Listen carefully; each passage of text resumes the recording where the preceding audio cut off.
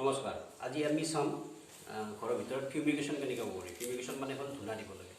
তো ধূনা দিলে মহ, এইটো সময়ত মহৰ উপদ্ৰৱ বহুত বেছি। ব্ৰিডিং ছিজন, এইটো বৰষুণ পৰিছে, গতিকে খুব সৰু সৰু মহৰ উপদ্ৰৱ বহুত বেছি বাঢ়িছে।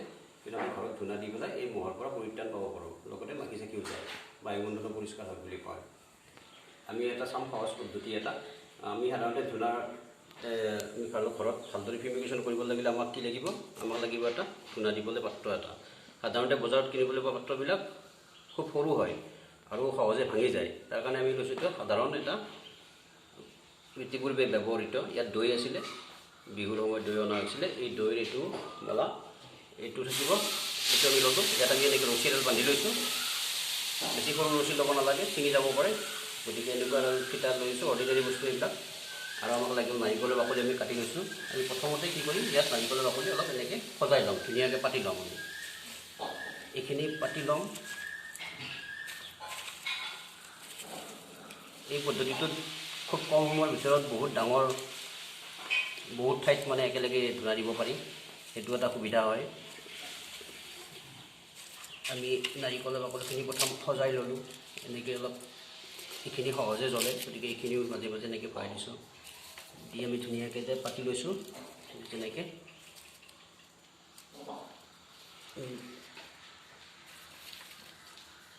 বিৰিয়ানী দিবলৈ যেনেকৈ সজাই লয় বনাওঁতে, বিৰিয়ানী ৰন্ধাৰ সময়ত এনেকৈ তৰপ তৰপ কৰি আমি এনেকৈ ইয়াতে নাৰিকলৰ বাকলি দিলোঁ।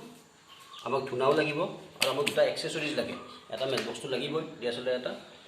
আমাৰ যদি সমস্যা হয়, চকুৰ এলাৰ্জি থাকে, আমি এনেকুৱা ধৰণৰ প্ৰটেক্টিভ গিয়াৰ এটা ল'ব পাৰোঁ। বেছি দাম নলয়, 150 পৰা 300 টকাৰ ভিতৰত অনলাইন পাই যাব, আমাজন হওক বা ফ্লিপকাৰ্ট এইবিলাকত।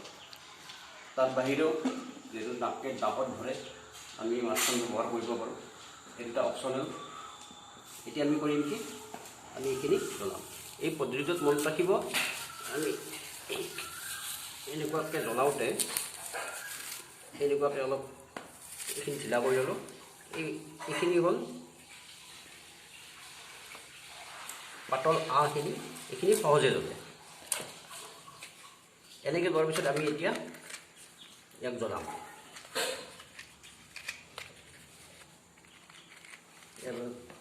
ইয়াৰ বাবে আমি লৈছোঁ এডাল কাগজ এটুকুৰা।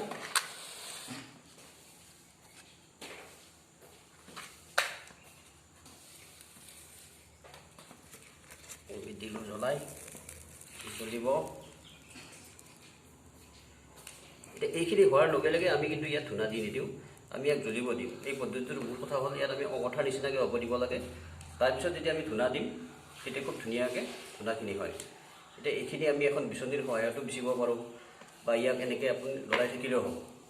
ঠিক পেণ্ডুলামৰ নিচিনাকৈ এনেকৈ লৰাই থাকিলেও হ'ব। এইখিনি ধূনা কিন্তু কামৰ নহয়, এইখিনি ঘৰ লেতেৰা কৰে। গতিকে পৰাপক্ষত এইটো ঘৰৰ বাহিৰতে জ্বলাই লৈ আহিব লাগে। এতিয়া আমাৰ ৰেকৰ্ডিঙৰ সুবিধাৰ কাৰণে ভিতৰত জ্বলাইছোঁ। আমি এনেকৈ, আৰু এটা কথা মন কৰিব, অকল নাৰিকলৰ বাকলি যিটো ধোঁৱা ওলায়, এইটো অলপ কলাৰ হয়। আৰু যেতিয়া আমি ধূনা দিম, আমি চাম এইটো ধূনা দিয়াৰ লগে লগে বগা ধোঁৱা এটা ওলাব। সেই ধোঁৱাটোৱে কিন্তু ইমান ঘৰ লেতেৰা নকৰে।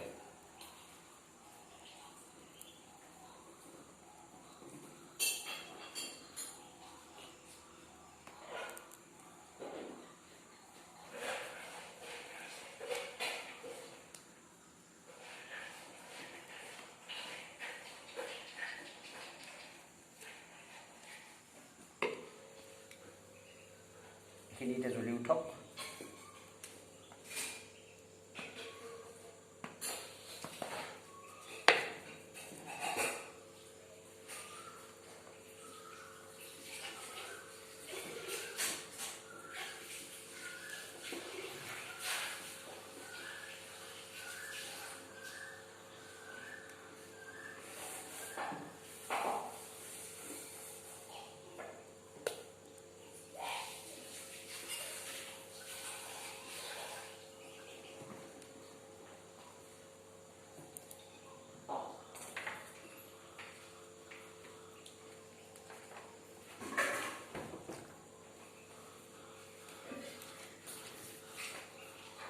এইখন ফেনৰ তলতো দি থ'ব পাৰি, কিন্তু ফেনৰ তলত দিলে কিন্তু ওচৰত মানুহজন থাকিব লাগিব।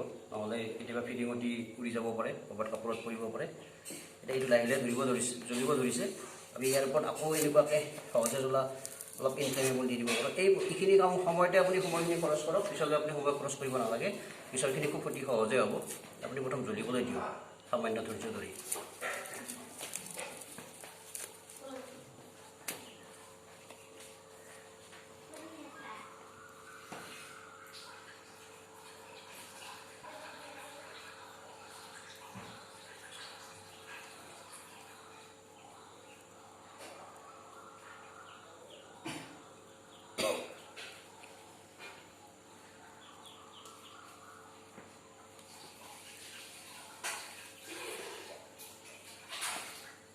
এইখিনি মিছালে দেখা পাওঁ এইটো অঙঠাৰ নিচিনাকৈ জ্বলিব ধৰিছে, আৰু অকণমান জ্বলিলে আমি ইয়াত ধূনা দিব পাৰিম।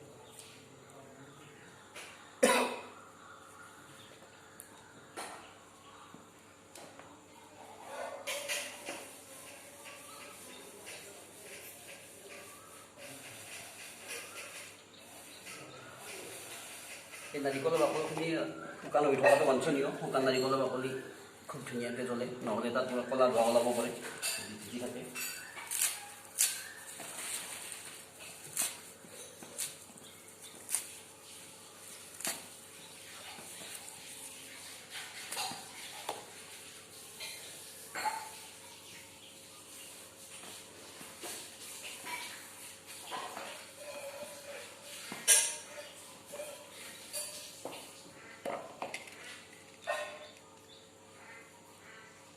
এনেকৈ যদি জুই জ্বলি যায় জ্বলিব দিয়ক, একো নাই। তেতিয়া খুব ধুনীয়াকৈ জ্বলি উঠিব, অঙঠা নিচিনা হৈ যাব।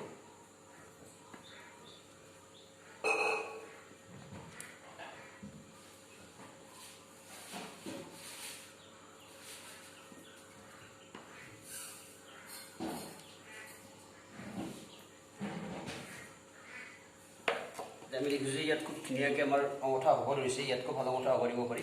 এতিয়া আমি কি কৰিব পাৰোঁ, আমি ইয়াত ধূনা দিম। ধূনা দিওঁতে আমি একেবাৰে পাউডাৰটো নিদিওঁ, আমি পাউডাৰ আৰু সৰু সুৰা অলপ টুকুৰা, ঠিক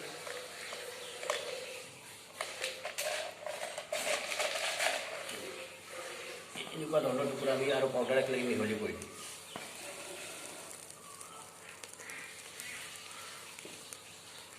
এইখিনি বগা ধোৱা ওলাব।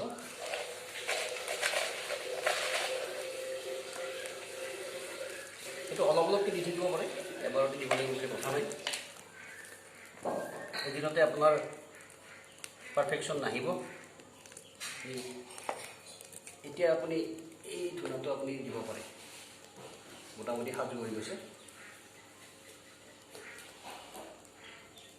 বাটত যদি আপোনাৰ অঙঠাখিনি একেবাৰে জ্বলি যায়, তেতিয়া আৰু তাত নাৰিকলৰ বাকলি দি পেলাই আপুনি অকণমান ধূনা দিব পাৰে। এইটো দিবলৈ আমাৰ সহজ হ'ল উপায়। আমি এনেকৈ ইয়াত লৰাই থাকিলে হ'ল, সেইটোৰ নিচিনাকৈ আমি দিম। বিচনাৰ তল, বিচনাৰ চুক, পৰ্দাৰ পিছফালে, টেবুলৰ তল, এনেকুৱা ধৰণৰ যিবিলাক পোকে কোণে দিম। অকল ৰুমৰ মাজত দিলেই নহয়, এনেকৈ ধোৱা অলপ উঠাৰ পিছত আপুনি ফেনখনো চলাই দিব পাৰে, খিৰিকীবিলাক খুলি দিব পাৰে। এই ধৰণে ফিউমিগেশ্যন কৰোঁতে প্ৰথম দিনা সকলো দুৱাৰ, খিৰিকী, ভেণ্টিলেটৰ প্ৰথম দিনা মাৰি ল'ব, তাৰপিছত ধূনাখিনি দিব, পিছত খুলি দিব। তেতিয়া কি হয়, পৰ্দা চৰ্দা আদিবিলাকত সেই গোন্ধটো কিছুৰে লাগি থাকে কাৰণে সহজে মহবিলাক নাহে। পিছৰ পৰ্যায়ত